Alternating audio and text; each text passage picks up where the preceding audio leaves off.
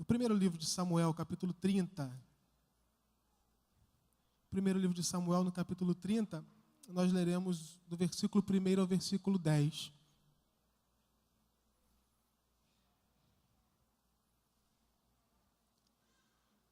Primeiro Samuel, capítulo 30, versículo 1 ao versículo de número 10. Os irmãos acompanhem comigo, por favor. Diz assim: Sucedeu, pois, que chegando Davi e os seus homens ao terceiro dia a Ziclague, já os amalequitas com ímpeto tinham dado sobre o sul e sobre Ziclague, e tinham ferido a Ziclague e a tinham posto a fogo, e levaram cativas as mulheres que estavam nela, porém a ninguém mataram, nem pequenos nem grandes, tão somente os levaram consigo e foram pelo seu caminho. E Davi e os seus homens vieram à cidade, e eis que estava queimada a fogo, e suas mulheres, seus filhos e suas filhas eram levados cativos. Então Davi e o povo que se achava com ele alçaram a sua voz e choraram, até que neles não houve mais força para chorar. Também as mulheres de Davi foram levadas cativas, Aionã, a jezreelita, e Abigail, a mulher de Nabal, o carmelita. E Davi muito se angustiou, porque o povo falava de apedrejá-lo, porque o ânimo de todo o povo estava em amargura, cada um por causa dos seus filhos e das suas filhas.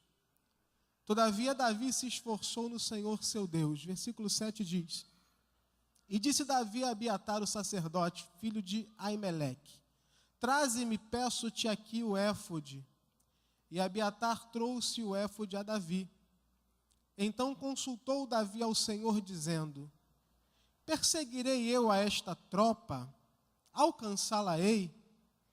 E o Senhor lhe disse: Persegue-a, porque de certo a alcançarás e tudo libertarás.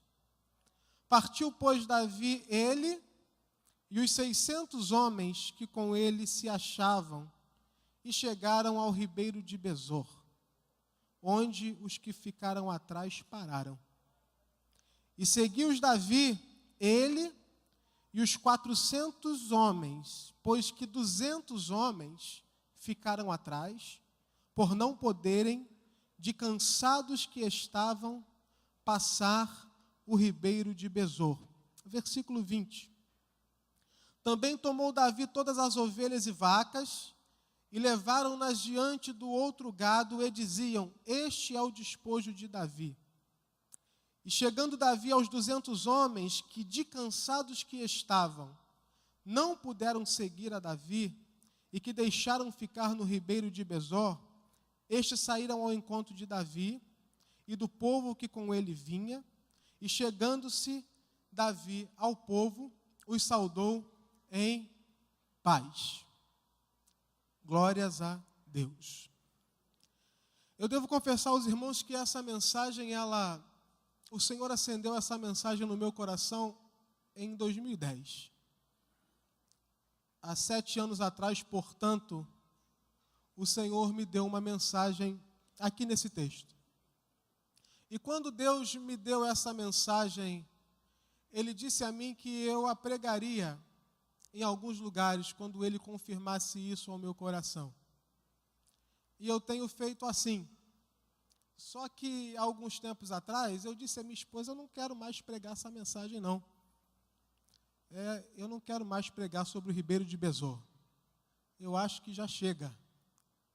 E há mais ou menos uns 2 meses atrás, o pastor Alexander Costa, filho do nosso pastor, nós trabalhamos juntos lá na CPAD, porém em setores separados, e ele foi ao meu setor e disse: Júlio, o ribeiro de Besor pode passar lá na congregação? Eu falei: Jesus, eu não quero mais pregar esse negócio. Mas pode. E quando eu terminei de pregar lá na congregação, ele me falou, assim que o culto acabou, ele falou: Júlio, a mensagem é esta. Seja onde for que Deus te mandar, e se for essa mensagem que Deus colocar no seu coração, pregue-a. porque essa é a mensagem. Eu falei, ok, pastor, tudo bem. E o Senhor colocou no meu coração que ia pregar-se aqui nessa noite. Então os irmãos precisaram ter paciência comigo para entender o que Deus quer falar conosco nessa noite. Mas eu tenho convicção que Deus tem uma palavra aos nossos corações. Eu tenho convicção que Deus tem algo a nos falar nessa noite. Quem crer assim pode dizer amém? Amém. Ocorre que Davi, ele estava cansado da perseguição de Saul. Por conta de Davi ter matado o gigante, ter se tornado famoso, ter se tornado conhecido, Davi, ele desperta um ciúme muito grande no rei Saul. Quando Saul vê as mulheres cantando que Saul matou os seus milhares, porém Davi matou os seus 10 milhares, Saul acumula no seu coração uma mágoa, uma inveja, uma competitividade muito grande contra a pessoa de Davi. Davi cansado de fugir de Saul, e Davi entendendo que em algum momento Saul conseguiria pegá-lo, conseguiria fazer aquilo que estava no seu coração, e que ele já tinha tentado diversas vezes, Davi entende que iria chegar um momento que Saul ia conseguir. E com isso em mente, Davi foge para a terra dos filisteus. E na terra dos filisteus ele pede abrigo a um rei chamado Aquis. E ele vai a Aquis na terra dos filisteus e ele pede que Aquis dê a ele uma cidade para que ele pudesse se colocar, se alocar com os seus 600 homens, para que ele pudesse pousar com as suas famílias. A Bíblia diz que Davi, seus 600 homens e a casa de cada um deles vão para as terras dos filisteus. E o rei de Gate, o rei Aquis, ele dá de presente a Davi uma cidade. Ele diz, olha, você pode se instalar em Ziclag, você pode fazer de lá a cidade sua e de seus homens e de suas respectivas famílias. Fiquem ali, não tem problema. Davi já havia se encontrado outra vez com o rei de Gate. Então Davi faz dali a sua cidade, o lugar das suas famílias, e dali Davi sai para guerrear as suas guerras. Dali Davi sai com os seus homens para pelejar, para conquistar despojo, para fazer o seu trabalho. Mas a Bíblia diz que num determinado dia, Davi ele vai à batalha com os filisteus, a favor dos filisteus contra o povo de Israel. Davi vai à peleja com os filisteus contra o seu próprio povo. E quando Davi chega no local da batalha, os próprios filisteus olham para ele, os seus 600 homens, e perguntam, esse não é Davi? Esse não é aquele que venceu o gigante? O que é que nos garante que no meio da batalha ele não muda de lado? O que é que nos garante que no meio dessa guerra ele não faz exatamente o que ele está fazendo agora? E aí o rei Aquis, ele precisa mandar Davi voltar para casa. Não ir à guerra com eles, porque havia um mal-estar acontecendo ali. E o rei manda que Davi volte a Ziclag, volte à sua casa, volte à sua família. E Davi viaja com os seus homens mais 3 dias de viagem. E quando ele chega a Ziclag, acontece exatamente aquilo que nós lemos aqui. Ele encontra a cidade destruída. Ele encontra a cidade queimada. E pior que isso, ele encontra a cidade vazia. Não tinha mais nenhuma mulher, não tinha mais nenhuma criança, porque segundo a Bíblia, os amalequitas deram contra Ziclag e queimaram a cidade e levaram cativas as mulheres e as crianças. A Bíblia nos diz que os homens que estavam com Davi alçaram as suas vozes e choraram, até não haver força neles para chorar. Porque muito embora eles não tenham achado nenhum cadáver, a exposição, a escravidão que suas mulheres e seus filhos iam ser expostos junto aos amalequitas era pior que a morte. Era cultura se utilizar os filhos dos conquistados como escravos. Era cultura as filhas se tornarem escravas sexuais, as mulheres serem estupradas. Então, quando aqueles homens voltam para casa e encontram a cidade queimada, encontram a cidade arrasada, destruída e vazia, há uma grande comoção no coração daqueles soldados, daqueles guerreiros. Há uma grande angústia no coração daquelas pessoas. A Bíblia diz, porém, que Davi consulta ao Senhor. No meio da guerra, no meio da angústia, os soldados falando em apedrejar a Davi, porque Davi era o líder, e nessa hora é o líder mesmo que vai ser apedrejado. A Bíblia diz que Davi se esforçou no Senhor, seu Deus. Davi vai pedir ao Senhor uma confirmação. Ele diz, eu devo perseguir essa tropa? Eu vou alcançá-los? É interessante, irmãos, Davi está nos mostrando o seguinte, se Deus não falar comigo que eu posso ir, é melhor nem sair daqui. Se Deus não disser para mim que estará comigo e me dará vitória, é melhor que eu nem vá. E aí a Bíblia diz que Deus confirma a Davi que ele pode perseguir aquela tropa. Deus confirma a Davi que ele pode ir porque ele vai alcançá-la. Porque ele vai conquistar tudo que lhe foi tirado pelos inimigos amalequitas. A Bíblia diz que Davi sai com os seus homens de Ziclag. E logo na saída, eles precisavam atravessar um ribeiro, chamado Ribeiro de Besor. Grave esse nome. Ribeiro de Besor. A palavra Besor no hebraico significa refrescante. E quando aqueles homens eles chegam ao Ribeiro de Besor, eles caem nele. Eles precisam atravessar o ribeiro. Faz parte do caminho, é um obstáculo que se coloca no caminho. Só que a Bíblia diz que dos 600 homens que com Davi estavam, 200 deles, diz a Bíblia, de forma muito fiel a esses homens, 200 não puderam, de cansados que estavam, atravessar o ribeiro de Besor. As duas vezes que esse capítulo vai se referir a esses homens, esse capítulo vai dizer, eles não puderam, de cansados que estavam, atravessar o ribeiro de Besor. Então nós tínhamos 600 homens, que tinham 600 famílias que haviam sido levadas cativas. Mas a Bíblia diz que dos 600, 200 não passaram do ribeiro.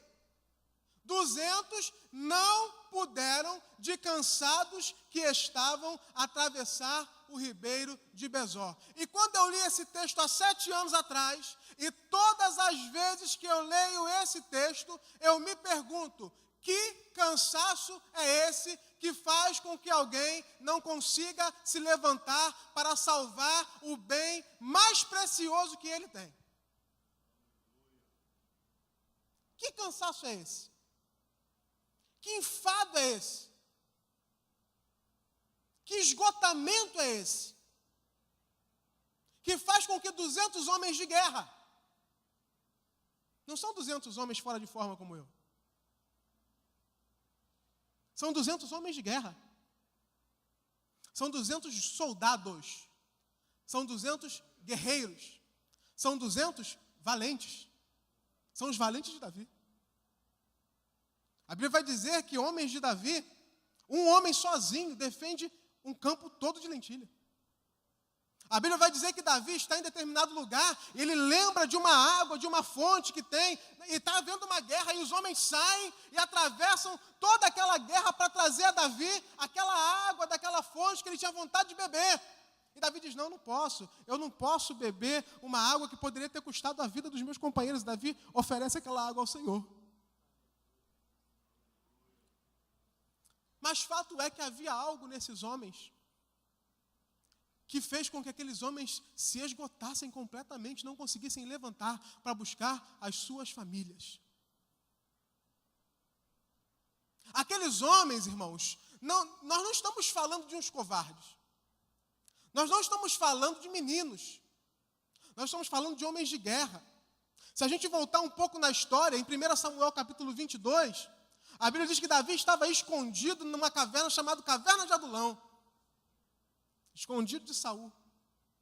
E a Bíblia diz que quando Davi está lá abrigado, alguns homens vão até ele e se unem a ele. E a Bíblia diz que esses homens, era todo homem que se achava em aperto, era todo homem endividado, de espírito desgostoso. E diz a Bíblia que Davi se faz chefe deles. Ou seja, Davi se faz chefe de uma turma que ninguém queria por perto. Mas Davi se faz chefe deles. Gente indesejada. Gente cheia de problema. Gente cheia de dificuldade. Mas a Bíblia diz que Davi se faz chefe deles.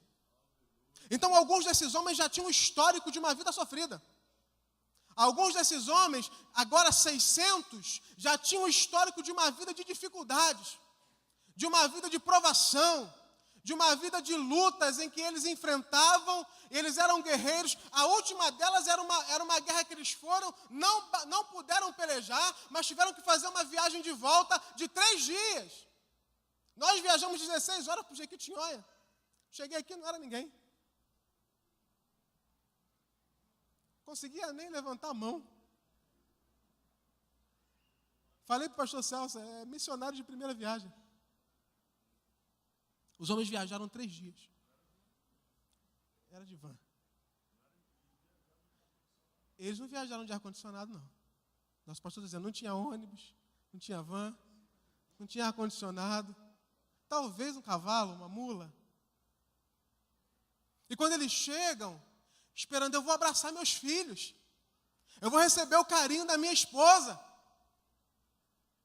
Mas está tudo destruído.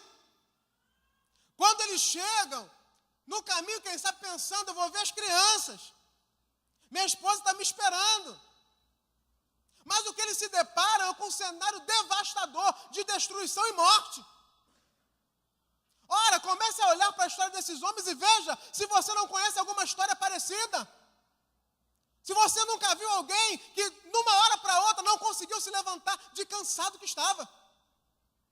Se você não conhece alguém que está lutando as suas batalhas após batalhas e que está se cansando disso. A gente olha para jovem e diz, jovem não tem motivo para estar cansado. Jovem não tem motivo para estar triste. Não tem boleto para pagar no final do mês. Não tem conta. Mas a nossa experiência na liderança de jovens, nesses anos todos que o Senhor nos pôs à frente de jovens, não é isso que nos mostra. Nós temos visto os nossos jovens sofrerem. Situações difíceis. Encarar desafios difíceis. Porque nós vivemos uma sociedade capitalista que cobra dos nossos jovens produção. Diga glória a Deus, Jodávio. A gente quer o melhor para os nossos filhos. Eu tenho uma filha de 6 anos e já projeto. Quem sabe a Júlia vai ser médica. Quem sabe a Júlia vai tocar piano. A Júlia quer tocar bateria. A gente conversa com um jovem cheio de angústia, cheio de cansaço, se arrastando. Nós estudamos na Escola Bíblica Dominical alguns domingos atrás sobre hedonismo. Uma filosofia grega que é a busca do prazer como o meio principal de vida. Prazer como objetivo principal. Onde não se mensura sofrer. Onde não se admite sofrer. É a vida facebookiana de ser. Porque no Facebook todo mundo é feliz. Porque no Instagram tem filtro, está todo mundo bonito. E aí a nossa galera, desculpa a expressão, pensa que a vida é isso. Há uma pesquisa que diz que os jovens já não usam mais tanto Facebook, estão migrando para o Instagram, porque Facebook tem muito texto, e jovem quer ver imagem bonita. Diga glória a Deus, Jodávio.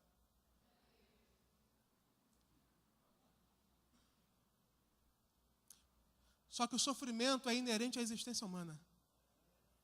E o meu pai dizia para mim que ninguém consegue chegar ao final da vida sem se arranhar. A gente vai sofrer. A busca pelo prazer como meio principal de vida, como objetivo principal de vida é uma ilusão. A gente se depara com um jovem cansado, sabe por quê? Porque a vida não é aquilo que ele idealizou, porque a vida que ele idealizou não é possível. A gente encontra com pessoas cansadas porque estão decepcionadas com Deus por promessas que Deus nunca os fez. Os discípulos a caminho de Emaús, Lucas capítulo 24, é isso? Lucas capítulo 24, a partir do versículo 13. Estão conversando. O caminho para Emaús é o caminho dos decepcionados com Jesus. Conversando entre eles, o que está acontecendo, o que houve. E Jesus ressurreto se aproxima deles e pergunta: o que vocês estão conversando pelo caminho? Eles olham para Jesus: você não sabe? Você é peregrino? Jesus: não, conta para mim, o que está acontecendo? De Jesus, um homem poderoso em obras, um grande profeta. Mas os principais dos sacerdotes mataram ele, e nós pensávamos que fosse ele o que remisse Israel.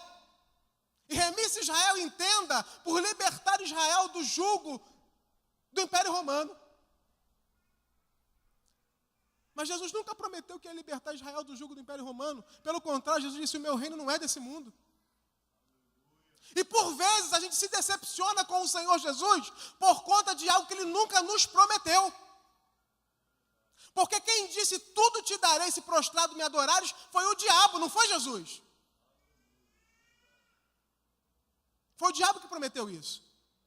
Tudo te darei se prostrado me adorares. Jesus não, Jesus disse assim: ó, quem quiser vir após mim, negue-se a si mesmo, tome a sua cruz e siga-me. Se prepare para a afronta, dê a face ao que fere, se apanhar de um lado, vira a outra face. Se teu inimigo tiver fome, dá-lhe de comer. Se teu inimigo tiver sede, dá-lhe de beber. Se pedir para você andar uma milha, caminha duas. Porque o evangelho é um chamado à renúncia.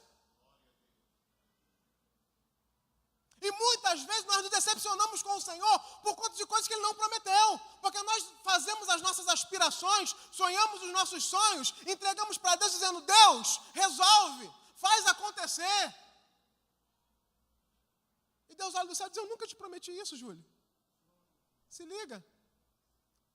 Eu nunca falei que te daria isso, filho. Não viaja. Não vai acontecer. Só que a busca desenfreada pelo prazer, como principal objetivo de vida, é uma cultura que tem tomado os nossos dias. Ninguém quer sofrer, eu também não quero. Mas não tem como. Ninguém quer passar por um momento difícil, eu também não quero. Mas não tem como evitar. Ninguém quer perder gente que ama, mas não tem como. Inclusive, essa palavra Deus me deu há 15 dias antes dele levar meu pai. E nessa palavra Deus dizia: no dia de luto, chore todas as lágrimas que você tiver de chorar. E sabe o que a gente está fazendo hoje em dia? A gente perde quem a gente ama, a gente diz: eu não tenho tempo a perder. Eu tenho trabalho, eu tenho viagem, eu tenho faculdade, vou levantar, vou sacudir a poeira, vou caminhar, só que não respeita o tempo do luto. A Bíblia dizia que choravam 30 dias, que se vestiam de pano de saco. A Bíblia diz que as pessoas guardavam o luto pelos seus queridos. E a gente está com mania de suplantar, de suprimir o nosso tempo de luto, de suprimir as nossas dores. Acontece aquilo que dói, acontece aquilo que machuca. A gente diz: eu não tenho tempo, eu tenho muitos compromissos, eu tenho muitas agendas, eu tenho muitos eventos. Diga glória a Deus. E a gente vai vivendo, a gente vai empurrando com a barriga. A relação entre pai e filho está ruim, o filho vem empurrando com a barriga. A relação entre o marido e a mulher está ruim, e a gente vai empurrando com a barriga, só que tem um momento que alguma coisa vai fazer a gente parar no Ribeiro de Besor. Porque se você não esteve lá, você vai estar lá um dia. Todo mundo passa por lá um dia. O lugar onde você encontra descanso, era tudo que você estava precisando. Um lugar onde você precisa até andar, você precisa até atravessar, mas não tem vontade de se levantar e ir. Que cansaço é esse? Que faz alguém não ter condições de se levantar para buscar aquilo que é mais precioso para ele.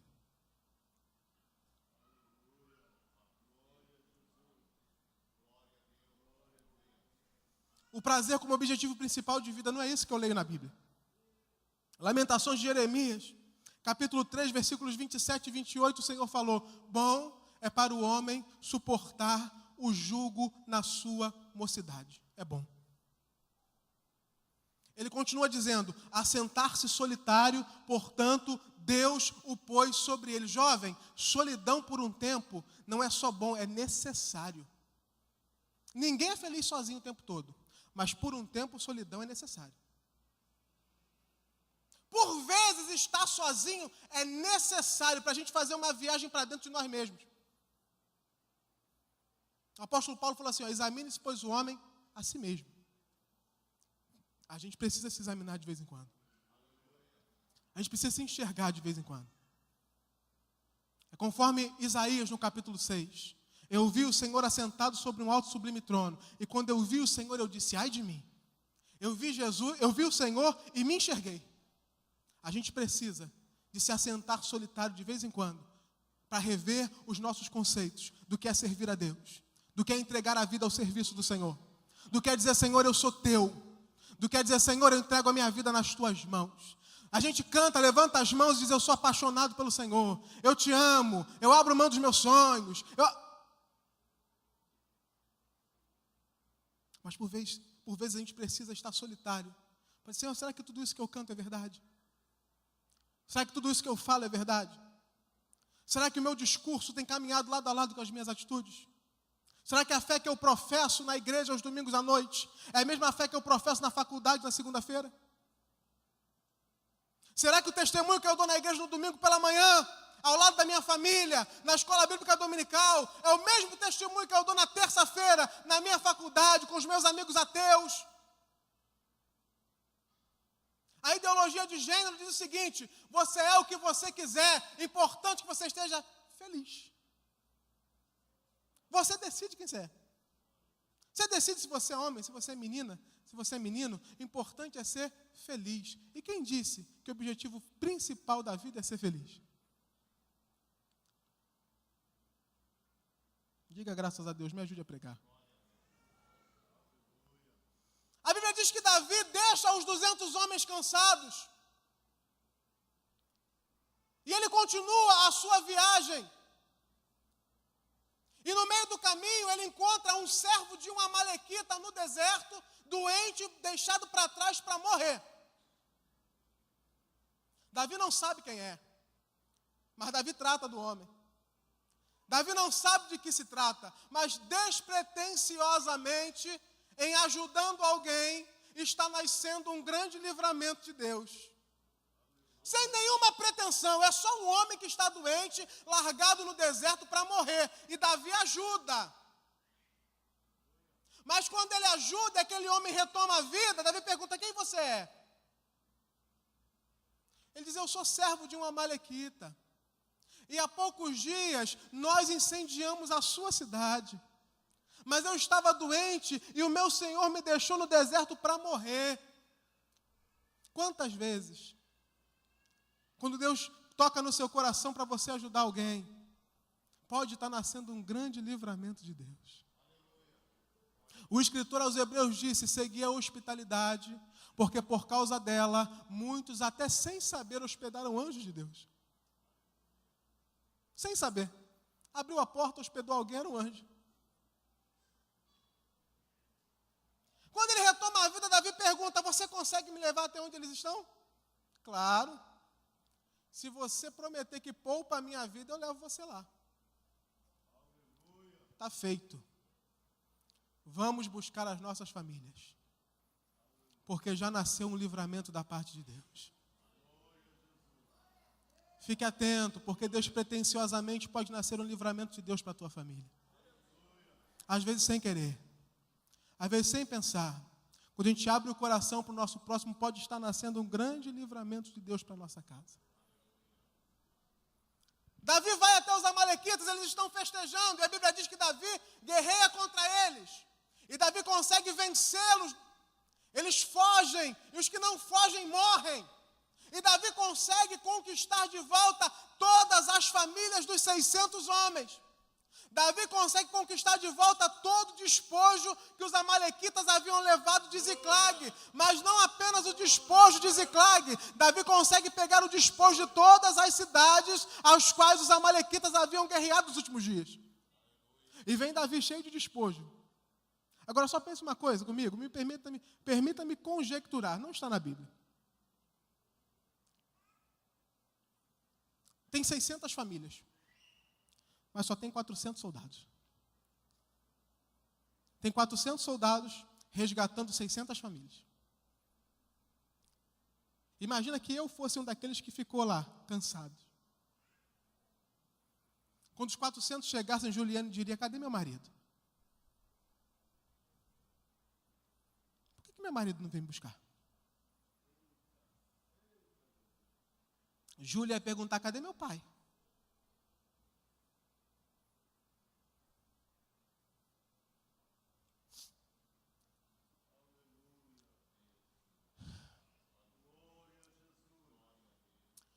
O Senhor restaura a força de você, pai, nessa noite. Jovens, existem pais que estão exaustos por causa das vossas vidas. Você devia adorar ao Senhor pela vida do seu pai nessa noite, que não desistiu de você. Porque existem pais que são guerreiros em relação aos seus filhos. Pais, o Senhor conhece os seus cansaços nessa noite. Porque ser pai não é fácil. A minha só tem 6 anos.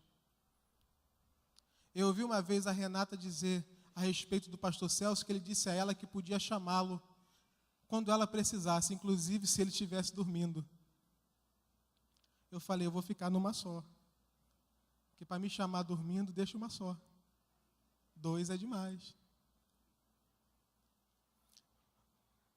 Pai é 24 horas. Mãe é todos os dias, o dia inteiro, 365 dias por ano. É lógico que nessa noite existem pais extremamente cansados aqui. É lógico que nessa noite existem pais lutando pela função de criar seus filhos, porque é um desafio grande, e quanto mais o tempo passa, mais difícil fica criar filho na presença do Senhor. Eu sei que deve ter acontecido alguma dificuldade daquelas mulheres entenderem por que seus maridos não estavam lá. Mas nessa noite, descanse na presença do Senhor. Antes que seja necessário parar, descanse na presença do Senhor. A Bíblia diz que Davi volta com as 600 famílias, com os 400 homens, e quando Davi chega aos 200 homens que, de cansados que estavam, não puderam atravessar o ribeiro de Besor, ele devolve as famílias, e aí os 400 homens que foram, dizem para Davi o seguinte: olha, para esses que não foram, a gente devolve as famílias. Para esses que não foram, a gente devolve os filhos. Mas o que a gente conquistou? De jeito nenhum. Enquanto a gente estava guerreando, eles estavam descansando. Aí Davi, líder, homem segundo o coração de Deus, sensível, cheio do Espírito Santo, diz: não, irmãos, não. Versículo 22, versículo 23. Não fareis assim, irmãos meus, com o que nos deu o Senhor, e nos guardou e entregou a tropa que contra nós vinha nas nossas mãos. 24. E quem em tal vos daria ouvido? Porque qual é a parte dos que desceram a peleja, tal também será a parte dos que ficaram com a bagagem.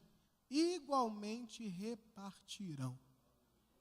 Davi estabelece uma lei para honrar aqueles soldados que estavam cansados. A partir desse episódio, todas as vezes que se saía a peleja, aqueles que ficavam para trás com as bagagens também recebiam a mesma parte dos que foram à guerra. Sabe o que é isso? Isso é graça. Davi é um tipo de Cristo.